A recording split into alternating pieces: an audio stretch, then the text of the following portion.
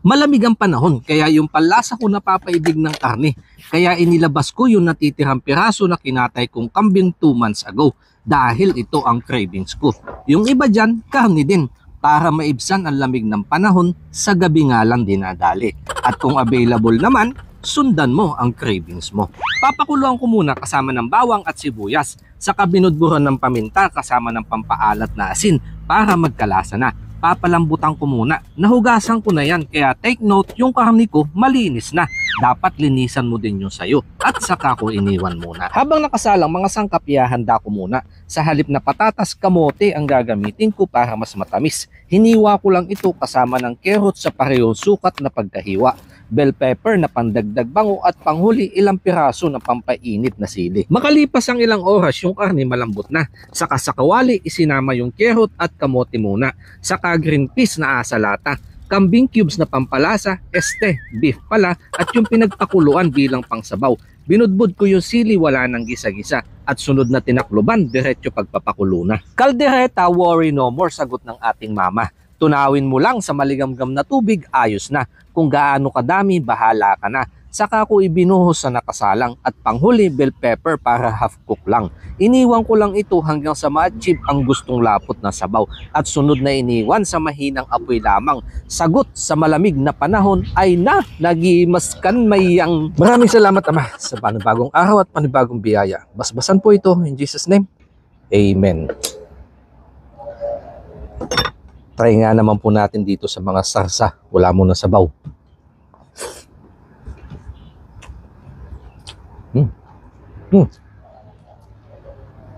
Hanghang. Hanghang na masarap.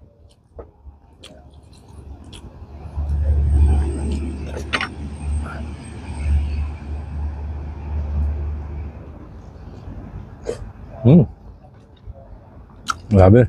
Ang lambot.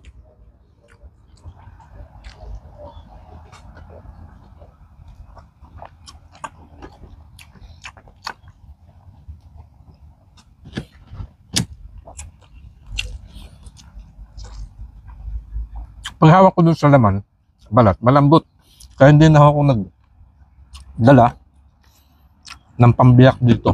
Titignan natin kung kakayanin lang, no? Kutsaka lang.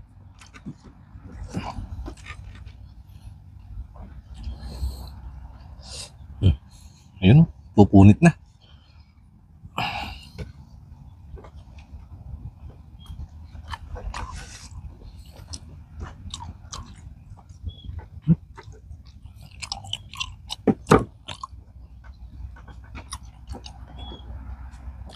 Nakadagdag ko sa tamis na sasa niya yung kamote. Ang lambot na din ho ng kamote.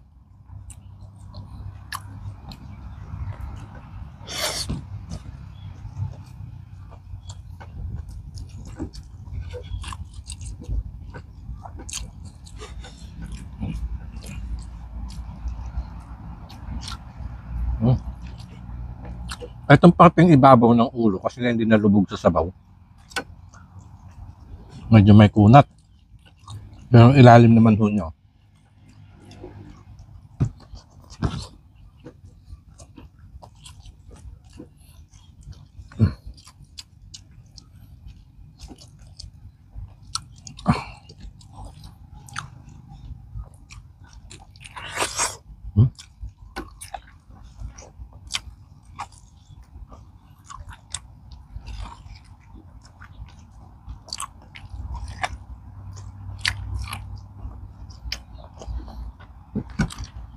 Ang lasa.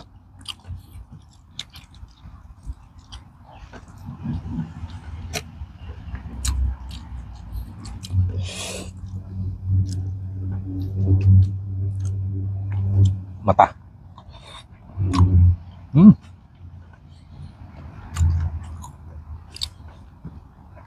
Pumuputok yung katas sa bibig.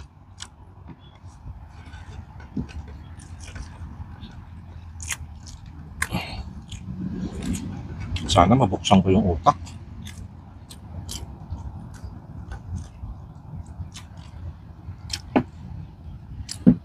Ang nangingibabaw po lansa ay lasa.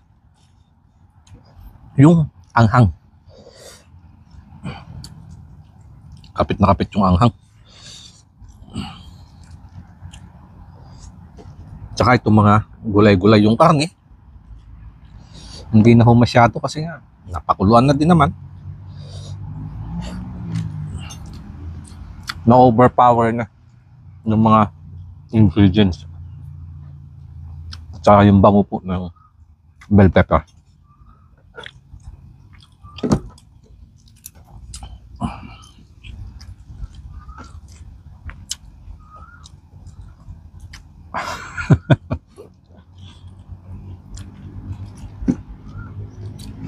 Mukhang hindi ko kakayanin kunin yung utak, mga kanayon. Tigas. Mamaya na. Behind the scene na lang. Dito na lang muna ako sa mata at saka laman.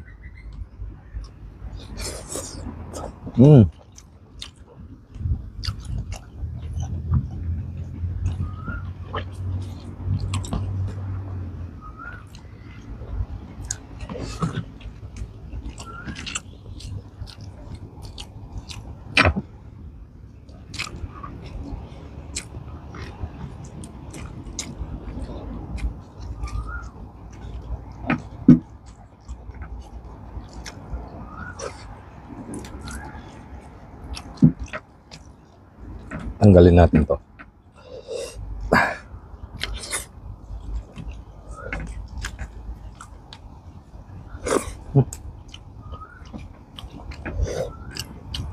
Tagal na ulit ako magkakatay nito, kaya kailangan sa idin natin ng husto yung laman.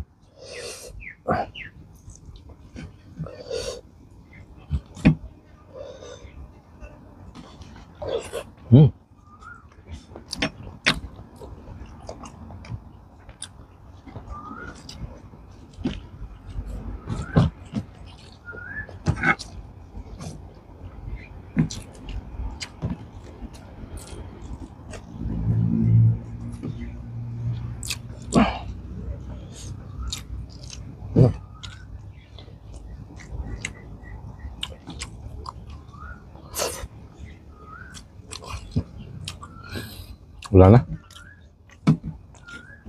Diyan ka muna.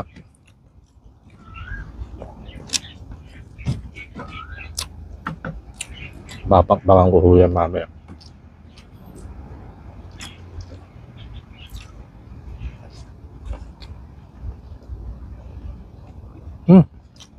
Nalala ko. Kilawin pala. Tumagang itong balat.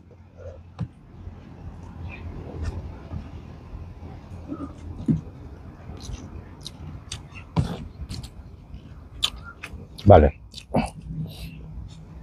Yung mga susunod doon, gagawa akong kilawin.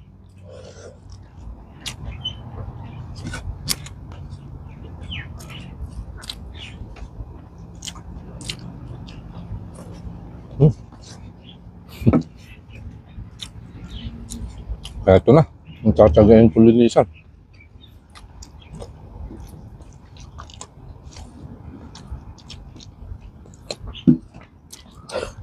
Kukuha na ako ng kutsilyo.